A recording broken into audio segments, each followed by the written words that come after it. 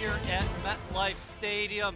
Sam Darnold walking in with his brother, of course, Uncle Josh McCown. We have a big show today for you.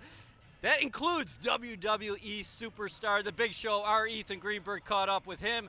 Olivia Landis will join us momentarily with the Pepsi fan of the game. But AB, let's get to some of the top storylines as my sheets blow off our brand new TV, desk baby. here.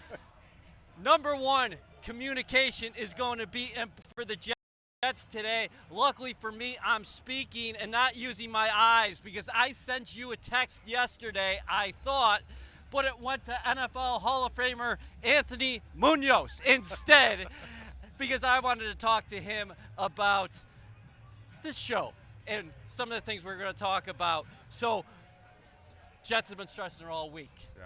Communication's got to be better for the defense than it was in Jacksonville. You're right. I mean, it really does start, and it's simple communication. You know, last week against Jacksonville was unacceptable. When you're talking about leaving guys running free, that's not what we're used to seeing from a Todd Bowles defense. And it starts in the back end, and they're going to be behind a guy with Tremaine Johnson not being in the football game. That's only going to have to amp it up. So linebacker communication, getting the calls right, safeties, Jamal Adams puts a lot more on his shoulders. You know what? He's the kind of guy that will accept that role.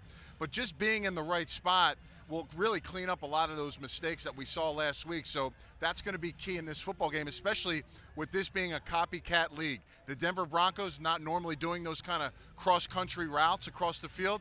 You think they're going to pull that out of the offense this week? You're going to see it. So we got to make sure we're on top of it. So, Anthony, what is the answer to the shallow crosses and also the dumps to the backs out of the backfield? Well, you're right. You know, the Jets defense linebackers have to have great eyes. When you're talking about backs coming out of the backfield, you got to understand what the protection is. If you know that he's going to get out in a route and he's coming right now, you got to have your eyes on the back and get where he needs to be. Now, if there could be a potential where it's zone, where you're spreading it out and now it goes to another player. So just being on the same page, understand what your responsibility is. When a player, you know, whether it be a receiver running across, if it's a guy, you got to have your eyes locked in. So if there's a crossing route or something going on, it's really as simply as just seeing it happen and assuming. If it's wide open and there's nobody around you, there's got to be something coming your way, or vice versa. If there's receivers going away from you, there could be a potential underneath route as well. So the Jets defense has to be keen, smart, and really watch what the backs and receivers are doing underneath. With your top storylines, let's continue as the Jets embark on the second quarter of the 2018 season.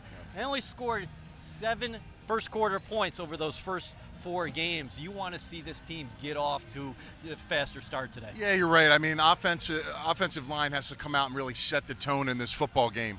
It's about establishing a run game. You have 2 very good running backs in Crowell and Bilal Powell, but you got to come off and really impose yourself against this defensive line of the Denver Broncos. The Jets have done a nice job sporadically through the season. The first half against the Browns, running the football. Yeah. But it's got to be more of a tone setter for this team. Sam Darnold is one of the best passers when you get the running game going, in the play actions, in the naked rollout game. Those things don't happen unless you get the run game going. So this offensive line, just like they did against the Lions and some of these other teams early on, it's got to be a 4-quarter dominance, and it's got to start up front from the very first snap of the game. AB, on the outside today, you think Darnold and his receivers are going to see a lot of man coverage, don't you? Yeah, you know, this is a Denver Broncos team. You know, Joe Woods, the defensive coordinator, is going to light them up. I mean, they're going to bring some blitz packages. They got some interesting things we'll talk about later on. Yeah. But, you know, that's going to allow the receivers to be in that one-on-one man coverage. And you've got to be able to get off those. I think in the last couple of weeks, Quincy Enunwa's done a nice job. You know, it's going to be tight window throws. You know, Robbie Anderson, he hasn't been really a focal point so far with this offense, but he's going to have to be ready, you know, coming out of the breaks quicker, be friendly back to the quarterback. And when you get your chance down the field, you got to make sure that, 1, you're accurate as a quarterback, and 2, you're ready to go get that football. So last week I had a couple chances against the Jacksonville Jaguars, but it didn't necessarily come to fruition, so it has to be better and improve this week. You know what? One thing that struck me early in the week was Sam Darnold said, I'm starting to see the field better. Yeah. I'm reading coverages quicker. I'm going through my progressions. And you heard that from his coaching staff, Todd Bowles, Jeremy Bates, the players themselves. With all that being said, you want to make sure that it's not all on Sam Darnold's shoulders today. Yeah, it can't be. I mean, when you're looking at a young quarterback, you're thinking about a maximum of 25 passes in a game. If you start getting over 25 passes, that's not the balance you want with your quarterback, especially a young quarterback. Now, he can handle those things, and sometimes the game dictates that, but better defense, at least, not allowing some big explosive plays to change the field. If anything for the Jets, listen, even if you can get past the 50-yard line without going 3 and out, you can punt and get the Denver Broncos pinned back. That will help this offense and really give them an opportunity to get good field position, and then hopefully you can kind of churn out some of those running plays and the things that you need to be successful offensively. You are watching Pregame Central. Eric Allen and Anthony Becht here at MetLife Stadium. Since we just talked about Sam Darnold, why don't we hear from your former quarterback? That, of course, is Chad Pennington. He will be on Jets Flight Plan today at 11:30 on CBS, so you can switch over there when we're done here. But let's go to Chad right now. Well, I certainly think it's a similar approach to what we said in Jacksonville, is that it probably will be an ugly game. And so when you have your shots, you have to take them. Even though you're going against a great pass rush and a pass rusher in Von Miller, you can't flush yourself out of the pocket prematurely. Stay in there, make the reads, keep your eyes focused down the field. There'll be times to make some plays. But understand it's going to be a 4-quarter ball game. Regardless of what happens, you will have a chance to either put yourself in a position to win or bring yourself back into the game. You just stay the course, stay focused, and know that you'll have your chance to make some plays. Welcome back to Pregame Central, presented by Pepsi. Eric Allen and Anthony Becht, live here at MetLife Stadium. Shortly, we're going to be hearing from WWE superstar The Big Show, as our Ethan Greenberg caught up with him, and Olivia Landis will join us later with the Pepsi fan of the game. Let's get into the matchups to watch this afternoon. 1 o'clock kickoff here at the Met as the Jets start a 3-game homestand. Sam Darnold might see something that he's never seen before. The amoeba defense, what's that all about? Yeah, what is the amoeba defense, right? Well, this is something that's, again, the intricacies of defenses that he's going to see week to week. It's always changing, ever growing. This is when all the defensive players for the Denver Broncos will stand up around the line of scrimmage. D tackles, outside linebackers, strong safeties. You're not real sure who the bigs or the smalls are, so the count, the pointing to the proper protections is going to be big for the center, obviously, in Spencer Long, but also at the quarterback position, and understanding who the free hitter is going to be on the quarterback. So understanding that and know that there are big plays to be made on that. If you can pick up the blitz and understand where the free guy's coming, you can have a big play on offense. So this is going to be key, especially with the premium outside rushers that this football team will present today. So who is that on here early in Sam Darnold's career as far as that communication with him and center Spencer Long when they are calling out protections? Well, number one, you got to find out who your Mike linebacker declaration is. And the problem is with the amoeba look, when they're all standing up, it could be a defensive tackle. It's all about the count. And once you get the count down, now the tackles, the guards, the centers can go to the right spot. Now the back can fill. He may have a mismatch. The back may end up on a defensive end, and that's just the trickiness of this defense, because you don't know what that matchup will be. But whatever it may be, if you pick it up, if there is a free hitter, the ball's got to come out of Sam's hands quickly, and he may have to utilize some of that movement skill that we've seen in his college career and early on in the season to really extend some of the plays to make plays down the field. Is that predicated, that pressure package, on down and distance? Do they have to be 3rd and long? Because Jeremy Bates said it this week. Hey, listen, it doesn't matter how we move the ball. We got to be successful on 1st and 2nd down. We can't be in 3rd and long. You're right. If you can get down and shrink the 3rd down, which will be winning on 1st down, that'll be huge in this game for the Jets. Look at a 3rd and 4 to 3rd and 10. That's kind of the danger area. They want to get in this look as much as possible. The more confusion in those passing downs late in the 3rd down areas, that's where they start getting a little more dynamic in their blitz packages, and that's where the strain will be, and that's where the recognition of the offensive line and the backs will come into play. The Denver Broncos are the only team in the National Football League that has a pair of 200-yard rushers. Yeah. Philip Lindsay was an undrafted free agent, and out of Colorado, this guy's tearing it up. And the Broncos also like what they're getting out of Royce Freeman, a third-round pick out of Oregon. How does this defense prepare for not only those two guys, but a veteran back in Booker as well, Devontae Booker, because they all have different skill sets? You're exactly right. Each back brings something different, and you have to recognize that if you're a linebacker or a defensive lineman for the Jets. First, Philip Lindsay. This guy is very dynamic. I covered him in college, watched him a lot. I thought like he was a draftable back. Downhill runner. He's not going to do too much as far as trying to make you miss. He's a small, compact, powerful guy that can get downhill. He won't waste any yards when the hole is there. As far as Royce Freeman, he's a guy who's going to get more of the football for this team. Very patient runner. He's going to do a little more of the zone, but when he sticks his foot in the ground, he can really get downhill and really be a patient runner. And then third down mixers. As far as the passing game, Devontae Booker is very dangerous in the pass game. So three guys that you have to recognize, and that's going to change the defensive look and style depending on how you attack each back. That'll be big in this football game. Anthony, the Broncos, third in the National Football League in terms of rushing, 148 yards per game so far. They are pounding the rock, so it's a little bit different than years past. Another challenge for the offensive line on the outside. Speaking about the tackles and Kelvin Beachum and Brandon Shell. Shell probably is the guy who will match up most today with the game's premier pass rusher, Von Miller. And you got Bradley Chubb and Shane Ray.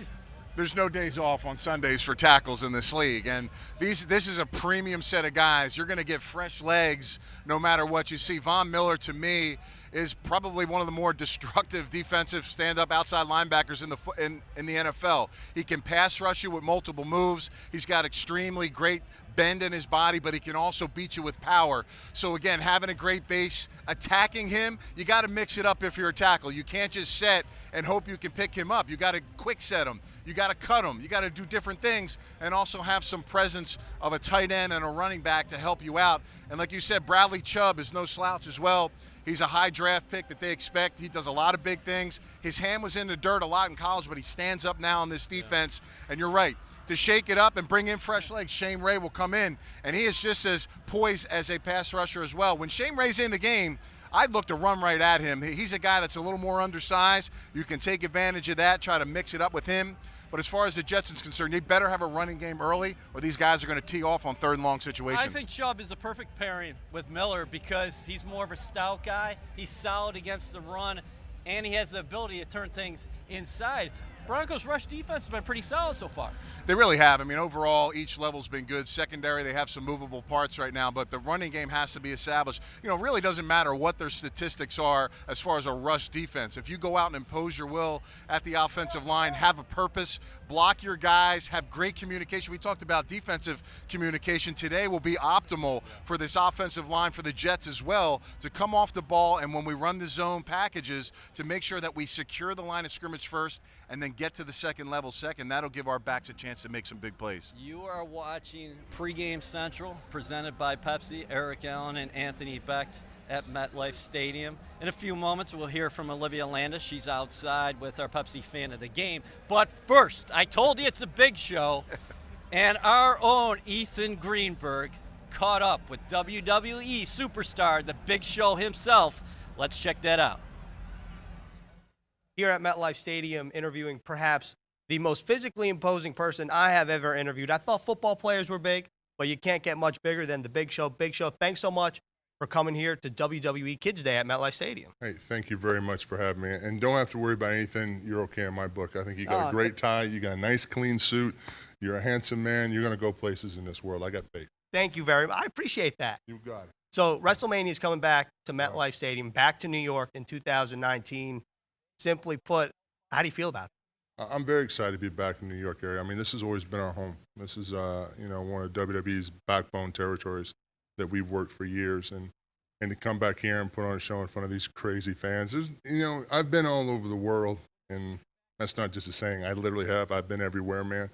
Fans in New York are just ridiculous. They're so insane, so loud. I mean, if they don't like you, they'll let you know. If they like you, they love you with all your heart. You can't. That's all you can ask for as a performer, as fans with that kind of passion. As a WWE superstar, you've mentioned the New York fans. How exciting is that for you, knowing that you're going to be performing and what kind of emotions run through your body when you're saying, okay, well, we got a bunch of crazy New Yorkers coming around here? I don't think you want to know what kind of things run through my body, okay? I'm a giant, I get around too much good food, a lot of stuff runs through me. No, I'm excited about the passion. You feed off that energy, and that's the thing for me. When I walk down that ramp and I feel that crowd and that energy goes through you, I mean, all aches, pains, worries, anything that bothers you in life, and we're all human. We all have things that stresses us out. We all have things on our brain. When I walk down that ramp and I feel that energy, there's no other feeling like it in the world. I don't know if you can compare it to jumping out of an airplane with a parachute or what, but the adrenaline rush for me is unlike anything I've ever done in the world, and I love it. Tickets go on sale November 16th. November 16th. Get your tickets. Yeah, go ahead. Why should fans get tickets early? Why should they get a good seat? Duh. I mean, these things are like hotcakes. I mean, we'll have people from every country, literally every country in the world, be coming to New York. They're going to want to see this show. So my advice is get your tickets early. Usually they have, if you hunt for it, they have some kind of discounts here and there and things to help you out, so it's a little bit easier to get better seats at a better price. But don't buy scalp tickets, because that's not going to work out for you. We all know that, right? Don't buy scalp tickets, right? I'm not in the scalp game, so I'm good. You just told me you tried to offer me tickets to Barbra Streisand a minute ago. Okay. This is on camera. I thought that was supposed to be off camera. That was supposed to be a little secret. That's why, tell Big Show, Telegram, telephone, tell everybody, tell Big Show. That's me. That's Big Show. Thanks a lot. Thanks, guys. Welcome back to Pregame Central, presented by Pepsi. Eric Allen and Anthony Becht here live at MetLife Stadium. That was Ethan Greenberg with WWE superstar The Big Show. What did you think about The Big Show wearing a quarterback's number? That's number 12 there. Two observations. One, can we get Ethan a stool, because he needs one talking to him? And where did we find the time to stitch a jersey together as big as that? 7 foot tall? Was he 400 pounds? I mean, unbelievable superstar in the WWE. I got to be honest with you, though, buddy. I feel like I'm on set every week with The Big Show himself because you're not a small guy in your own right. I appreciate that. He's the one man I'd have to look up to, but thank you. I appreciate that. WrestleMania is coming here in the spring, MetLife Stadium. I suggested Greenberg get a ladder for that interview and then have a ladder match with The Big Show. What do you think about that? That'd be awesome. I'd love to see that in the suit and everything. That'd be perfect. All right. We know Jets fans are known for their tailgating. They're out there partying right now. Our own Olivia Landis is somewhere here at MetLife Stadium, and she's with the Pepsi fan of the game. Welcome back to Pregame Central, presented by Pepsi. I'm Olivia Landis, and we have found our Pepsi fan of the game right here in the Pepsi lot. Brian has been a Jets fan for over 29 years and loves tailgating before every game. Brian, what are some of your tailgating traditions? We're here at 7:30 in the morning waiting for the lot to open so we could come in and claim our nice spot, which has easy access when we leave. Taylor ham in the morning, hot dogs, premio sausage, chicken, burgers, everything. Sounds pretty good. What does it mean to you to be a Jets fan? It means everything. All of us, we live and die Jet football, and hopefully one day we can see our Jets win a Super Bowl. All right, well, congratulations to the Pepsi fan of the game, Brian. Be sure to watch Pregame Central before every Jets home and away game for a next chance to be the Pepsi fan of the game. Yeah. Back to you, EA. Go Jets! Yeah! The Pepsi Tailgate Tour is coming to MetLife Stadium on October 14th before the Colts game.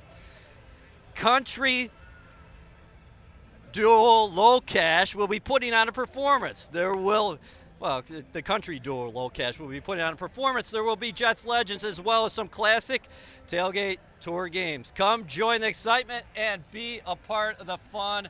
Eric Allen and Anthony Becht here live at MetLife Stadium. You are watching Pregame Central. What do you know about Low Cash? They got a couple good songs, man. I'm gonna put it in my phone, sit on the ride home from the game today, and check them out.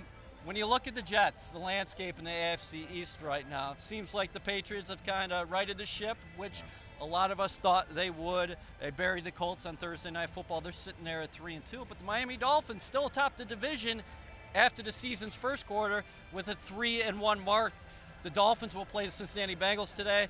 And like the Jets, the Buffalo Bills are 1 2-3, and the Bills host the Tennessee Titans today. What do you think when you look at the division right now? Well, Patriots added a couple more weapons, right? They had Edelman back from suspension. Josh Gordon is getting into the mix. They're starting to pick up some steam. I don't think we had any question about them, but, can they continue to count on a guy like Josh Gordon to get the job done? That'll be in question to see. As far as the Dolphins are concerned, they've hit a little adversity, right? They got kind of smoked, and now can they bounce back? Cincinnati Bengals have been a very good offensive football team. Andy Dalton seems to be in a really good flow. A.J. Green has been hard to stop. So, again, how will they bounce back? And then that'll be a big question for them. I think we've hyped them up a little bit early in the season, but I'm not quite sure how they'll finish. We've seen a lot of teams in the first quarter bounce back in the second and third, and they can't put it all back together again. And the Bills, it's interesting. The Bills have been started really rocky. Yeah. They get a big win against the Vikings. All of a sudden, they get a little confidence. It's interesting to see how small confidence can make things change. Be a tough assignment against the Tennessee Titans because their defense is playing well. Marcus Mariota, very movable piece at the quarterback position. So, again, a challenge for them. But I think it poses a great opportunity for the Jets. 3 games home, starting here today. They can put some things together. They're right back in the mix. That's an outstanding point because the Jets have to focus on the Denver Broncos because the Broncos are coming in here off a short week. Yep. They're playing an early game. Just had that tough divisional contest where they blew a 10-point fourth quarter lead. They have struggled on the road. You look at their road numbers, I believe they're like 1-9 or 1-10 in their last 11 or so road games. So if the Jets could get this one today, me and you can talk about it. They can't. The Colts are on deck. You got a chance to get to 500 here. You really do. The biggest game at hand is today's game. The Jets can do a few wrinkles and a few changes from last week to get better this week. And I expect to see a different team on the field today. I know we may be down our best corner, our number one guy, but guys have stepped in and done a nice job for us. We're going to see some younger guys. We're going to see a guy like Perry Nickerson maybe get some more opportunities in this game as well. So, again, we just have to worry about how the Jets can control what they can control on offense, assert themselves at the line of scrimmage, and let Sam have a little more time with a positive running game, positive plays on first down, and then you can really start getting a little momentum like you're talking about so that if you get through this game, now you can roll in and have some really good stuff to work with moving forward the next couple weeks at home. Before we get to your fearless predictions, you just mentioned it. That is the big name on the inactives for the Jets, but they knew about it heading into the weekend. Tremaine Johnson, unfortunately, can't go today because he's dealing with a quad injury. So what do you anticipate happening in base and then nickel? Do you think it will be Buster Screen and Morris Claiborne on the outside in base? And then also in nickel, you probably shift Buster inside, and maybe a guy like Darryl Roberts is on the outside. Yeah, I think Roberts has earned the right to be out there. I think he had a nice preseason. He's done some good spot work for this football team. If he can get out there and do some things, I think all 3 guys are going to be good components for this football team. Another guy that's not playing on the other side of the football, Valdir, the right tackle. He's not playing in this football game. We got to take advantage of that, right? When you're weak at certain positions, that's where you change your attack as far as blitz packages and pressures. I look to see some pressures and stuff with Jamal Adams off the edge today on the right side to take advantage of the lack of the right tackle position. All right, so fire up the music. Let's go. Guys in the studio, it's time for Anthony's fearless prediction. What do you have this week? Well, I was slightly off last week. I did get the 10-plus tackles for Jamal Adams, but I didn't get the intercept. This week I'm going corner. I like Morris Claiborne to really take advantage today with the matchup. I see an interception, house call, pick six. Yeah, and at least 3 passes deflected, defended in this football game. I think he's expected. He could have a nice breakout game for us today. When the pass and certain situations come up, he can definitely take advantage of it against the Broncos. Case Keenum so far, 6 interceptions. He had 3 against the Seattle Seahawks in week 1, and he's had 1 pick in every game so far to date. He's getting his feet wet there right now. Hey, keep doing those interceptions, and let's see if we can take advantage of it. Okay, outstanding pregame central today presented by Pepsi. Of course, we heard from the big show with Ethan Greenberg. Olivia Landis was out there with the Pepsi fan of the game. AB gives his fearless prediction that it's Morris Claiborne. And finally, last year, 12-year-old Jack Jacinto was in Goriab Children's Hospital with a rare form of leukemia. He came to a Jets game last season in a virtual appearance through the Vigo robot. now in remission. Jack is here, fresh on the sidelines at MetLife Stadium for an in-person visit to enjoy the game with his family. Outstanding story. We had a chance to meet young Jack before. So happy to hear that he's in remission. No doubt. Great job with the robot. Nice job by you today. Always a pleasure, man. See you next week. We're signing off.